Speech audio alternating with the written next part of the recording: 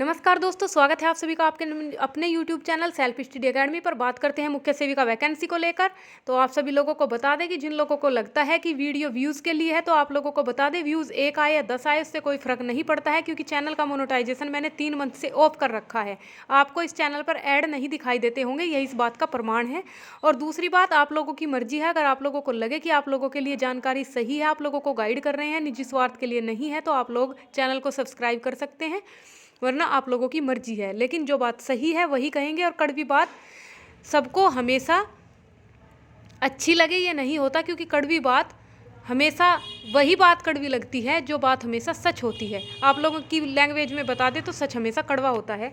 अब आप लोग इसको देखिए, इस पे लिखा है यूपी एग्जाम वाले सर ने भी बताया था कि 2-3 साल बीए दोनों को लिया जाएगा। बीएससी होम साइंस में प्रोविजनल भरवाया जाएगा, डीवी बाद कमेटी निर्णय करेगी। पिछली भर्तियों में समकक्ष में कमेटी ने सभी को लिया है।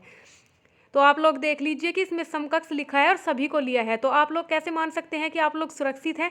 और फिर हमने जब विभाग से पता किया था तो वहाँ पर भी हमको ये बात मालूम हुई, तो उन्होंने कहा कि बीएससी को हम लोग लेंगे। और जो लोग ये कह रहे हैं कि अभी आपको कैसे पता चला, आपका तो अभी डीवी भी नहीं हुआ, हम लोगों ने अभी डीवी भी नहीं दिया, तो हमारा डीवी होगा उसके बाद देखेंगे, उसके बाद आप लोग क्या करोगे मुझे नहीं पता।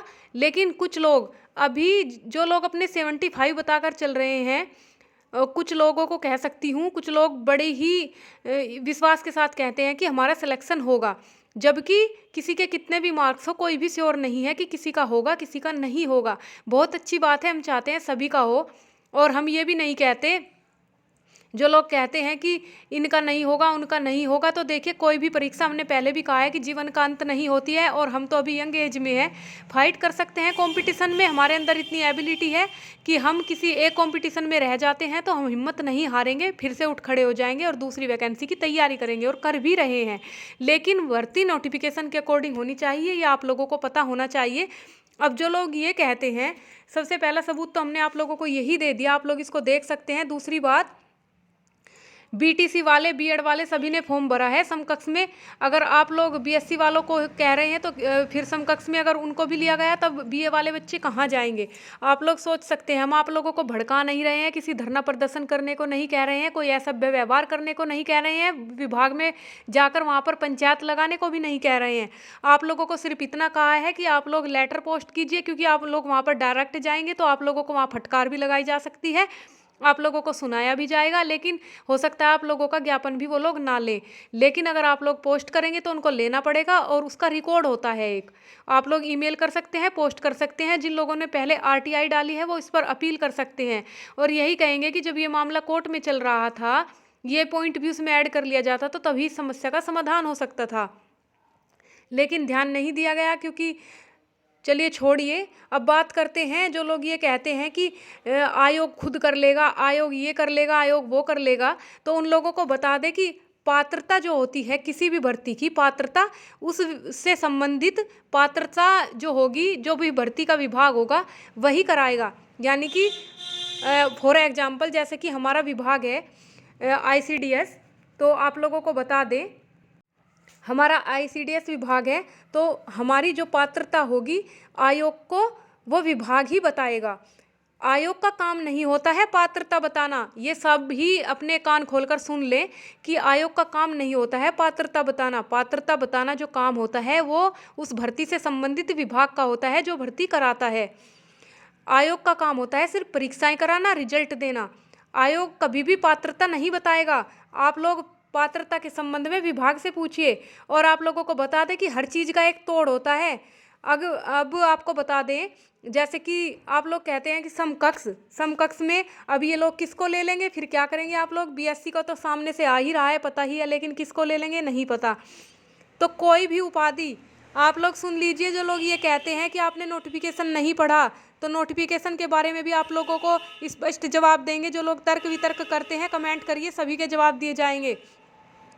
जो लोग ये कहते हैं, सबसे पहले तो यही कहेंगे कि आप लोग रूल रेगुलेशन पता करके कमेंट कीजिएगा, क्योंकि एक ने कमेंट किया था, एक मुख्य सेविका अभ्यर्थी थी शायद सैंडी नाम से, उसने कमेंट किया था। मैं कमेंट तो उसका यहाँ पर नहीं बताऊंगी, भाषा बड़ी ही असभ्य थी, लेकिन बताऊंगी कि आप लोग, उसने मुझे बोला कि आप लोग पढ़ाई कीजिए, शायद आपने की नहीं है, तो आप लोगों को बता दें कि जितनी पढ़ाई मैंने की है उतनी आपकी पीढ़ी दर पीढ़ी में किसी ने पढ़ाई नहीं की होगी। लेकिन पढ़ाई करने का ये मतलब नहीं होता है कि आप लोग किसी भी भर्ती से किसी को जस्टिस कर देंगे। सबके अंदर अपनी एक योग्यता होती है, अपनी एक पढ़ाई होती है। आप किसी की पढ़ाई पर कैसे उंगली उठा सकते हैं, कैसे ऑब्जर्वेशन कर सकते हैं? आपने कितनी पढ़ाई की है जब आपके अंदर बोलने की तमीज़ नहीं है।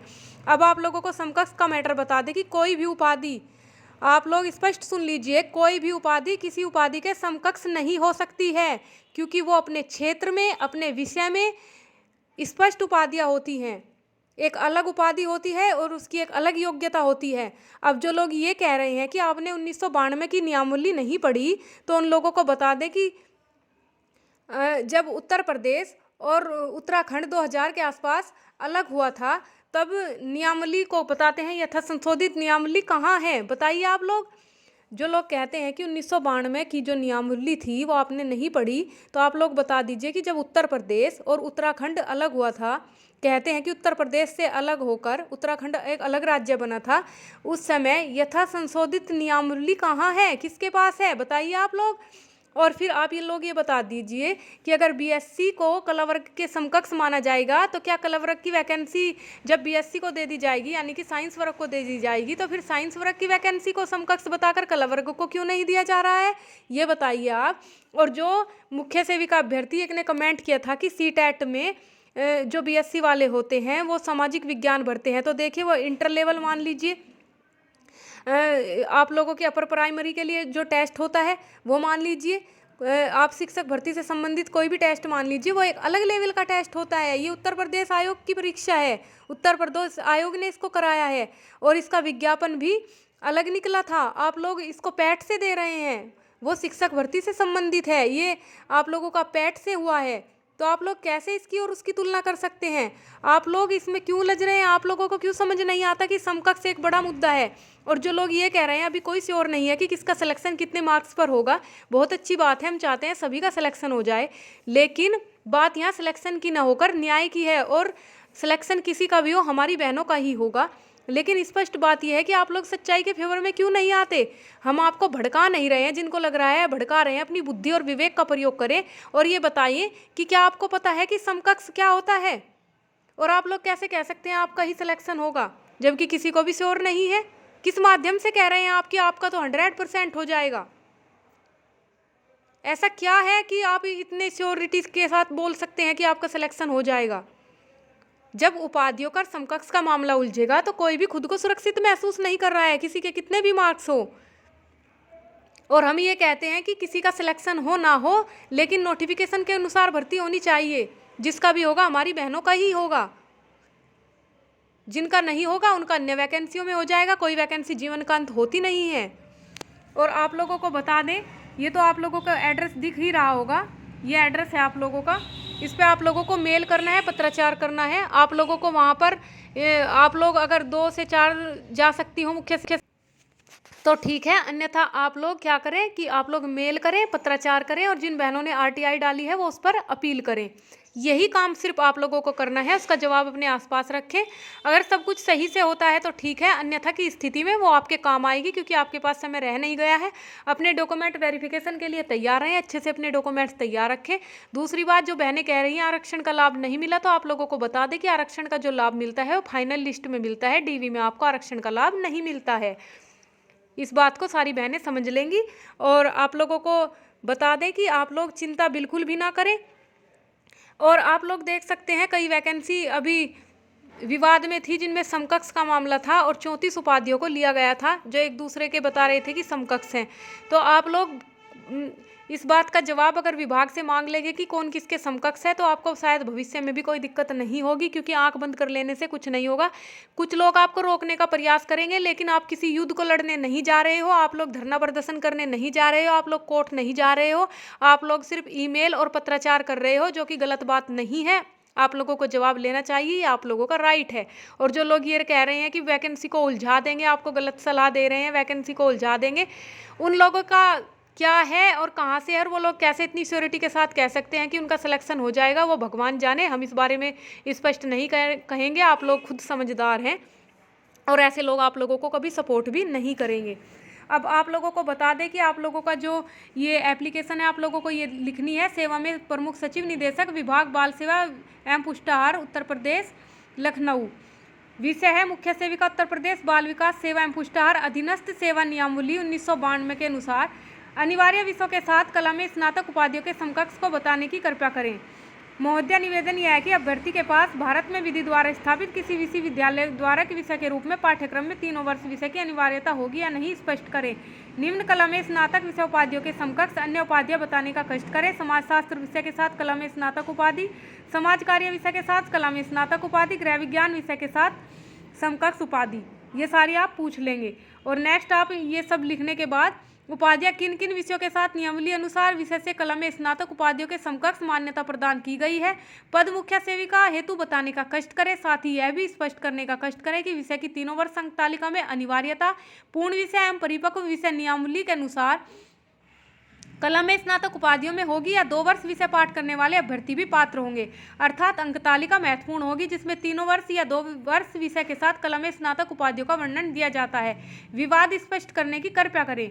अपना नाम लिखेंगे, मोबाइल नंबर लिखेंगे, दिनांक लिखेंगे और आप लोग इसको विभाग को पोस्ट कर देंगे। और आप लोगों के लिए जरूरी है इसमें एक दूसरे के भरोसे ना रहें और ना ही बिल्कुल भी लापरवाही करें और अपनी भाषा मर्यादा में रखें, क्योंकि आप एक अच्छी पोस्ट के लिए तैयारी कर रहे हैं। आप लोगों के अन्य विज्ञापन भी निकले हुए हैं, आप लोग जरूर से फॉर्म डाल लें। और जिन बहनों को जरा सा भी ये है कि उनका नहीं होगा तो आप लोग विभिन्न परीक्षाओं की तैयारी करते रहें। और जिन बहनों का डीवी में सिलेक्शन नहीं हुआ है वो बहन भी हिम्मत ना हारे, क्योंकि एक परीक्षा जीवन का अंत नहीं होती है। हम अभी तक भी हिम्मत नहीं हारे हैं, कई असफलताएं हमने जीवन में देखी है, लेकिन हमें भरोसा है कि एक दिन अच्छे पद पर हम सक्सेस हो जाएंगे। बार बार गिरेंगे फिर संभलेंगे। लोग कुछ भी कहें फर्क नहीं पड़ता, क्योंकि एक कामयाबी लोगों के मुंह बंद करने के लिए काफ़ी होती है। और अभी तो सिर्फ शुरुआत है, शुरुआत में बिल्कुल भी हिम्मत नहीं हारेंगे। किसी वैकेंसी में नहीं होता है कोई चिंता की बात नहीं है, फिर दूसरी वैकेंसी में होगा, उसमें नहीं होगा तीसरी में होगा, लेकिन हिम्मत नहीं हारनी है, टूटने नहीं देना है खुद को, क्योंकि उन सभी को जवाब देना है जो कहते हैं तुमसे नहीं होगा। चिंता बिल्कुल भी ना करें, अपने डॉक्यूमेंट्स तैयार रखें और अगर कोई भी उनमें त्रुटि हो तो आप लोग साथ में एक एफिडेविट भी तैयार रखें। और आप लोग ये ज़रूर से ज़रूर काम कर लें, आरटीआई और पत्राचार का आपके पास सबूत होंगे।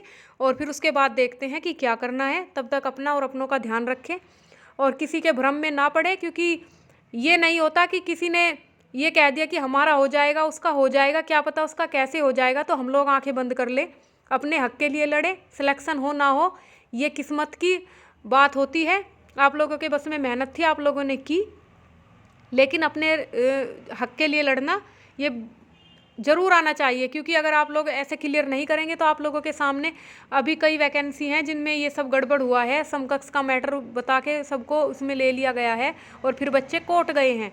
और अगर ऐसा हो गया आप लोग समझ लीजिए, अभी तो सिर्फ बीएससी के लिए विभाग ने हमको बोल दिया कि हमारे पास शासनादेश रखा है, हम बीएससी को लेंगे, ये विभाग ने बोला है। जो ये कहती है ना कि आपको कैसे पता है, ये है तो उनको बता दूं कि विभाग ने बोला है। विभाग ने बोला है कि हमारे पास शासनादेश रखा है और उसके हिसाब से हम बीएससी को जरूर लेंगे। अरे जब आपके पास शासनादेश रखा है तो आप लोग उसको स्पष्ट क्यों नहीं करते? प्रतियोगी छात्र हैं, उनका हक है देखना, सारी जानकारी प्राप्त करना। आप दिखाइए, अगर नहीं दिखा सकते तो आप आरटीआई में उसका जवाब दीजिए। नहीं दे सकते तो फिर आप लोग ऐसे समकक्ष बता के, अभी तो आप लोग बीएससी को ले रहे हो, उसके बाद फिर आप लोग क्या करोगे, बीएड वालों को और बीटीसी वालों को भी उसमें घुसा दोगे। फिर ये जो कला वर्ग वाले बच्चे हैं बीए वाले, ये कहाँ जाएंगे? तो आप लोगों को सिर्फ ये कह रहे हैं कि आप लोग प्लीज़ से प्लीज़, आप लोगों का राइट भी है, आप लोगों को कोई गलत एडवाइस नहीं दे रहे हैं, आप लोगों को भड़का नहीं रहे हैं। जो लोग ऐसे कमेंट करते हैं कि भड़का रहे हैं या आप लोगों को कुछ कह रहे हैं, समझ लीजिए उनका पता नहीं क्या चल रहा है, भगवान जाने। लेकिन यही कहेंगे कि आप लोग अपने अधिकार के लिए लड़िए। सिलेक्शन हो ना हो ये बाद की बात है, लेकिन जो सच है वो सच है और सच्चाई हमेशा कड़वी होती है। पत्राचार और ईमेल और आरटीआई ये सब काम आप लोग घर बैठकर आराम से कर सकते हैं। ये सब काम करने के बाद अपने डॉक्यूमेंट्स रेडी रखें, अपना डॉक्यूमेंट वेरिफिकेशन कराएं और यूनिटी में रहें, पॉजिटिव सोचें, अच्छा सोचें और अच्छे लोगों के साथ रहें। इतना ही आप लोगों से कहेंगे। बाकी आप लोगों के ऊपर कोई भी दबाव नहीं है, किसी भी तरह का कोई भी आप लोगों को दबाव नहीं है। आप लोग ग्रेजुएशन करके यहाँ तक पहुँचे हैं, आप लोगों में बुद्धि और विवेक है, आप अपनी बुद्धि का प्रयोग करिएगा। जो कोई आपको ये कहता है कि बहकावे में ना आए, किसी भी तरह की बात कहते हैं, तो आप लोग अपने मन से ज़रूर सोचिएगा। आप लोगों को जो सही लगता है आप लोग वही कीजिए। यही सिर्फ आप लोगों को कहेंगे कि आप लोग छोटे से बच्चे नहीं हो कि आप लोगों को कोई बहका लेगा। आप लोग प्लीज़ अपनी बुद्धि और विवेक का प्रयोग करें और जो सही है उसी का साथ दें। आप लोगों का डॉक्यूमेंट वेरिफिकेशन जल्द ही होगा और आप लोग अपनी अन्य परीक्षाओं की भी तैयारी करते रहें। वीडियो को लाइक और शेयर कीजिएगा। अपने डॉक्यूमेंट्स तैयार रखें और अपने कान और अपनी आँख हमेशा खुली रखें ताकि आपको सही और गलत का पता चल सके। धन्यवाद।